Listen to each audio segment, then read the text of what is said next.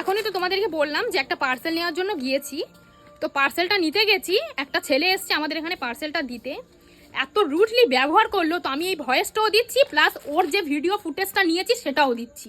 আমি কথাটা বলতে বাধ্য হচ্ছি, এতটাই অসভ্য।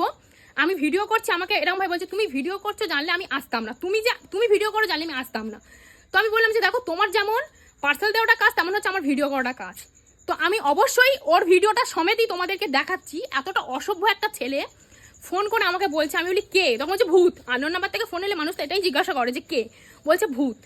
মানে এইসব ছেলেরা যারা পার্সেল দিতে আসে না, আমার মনে হয় না যে তারা পার্সেল দিতে আসে, তাদেরকে শুধু জুতো পেটা করা দরকার, ছ্যাঁচ নামও করতে আসে তারা। আর তোকে এই কথা বলছি, তুই যদি আমার ভিডিওটা দেখেও থাকিস, তুই যে পার্সেল দিতে এসেছিলিস, নেক্সট টাইম যখন আসবি না তখন জুতোর বাড়ি মেরে মুখটা আমি ছিঁড়ে দেবো, ঠিক আছে? কারণ তুই কার সাথে রেখেছিস তুই নিজেও জানিস না।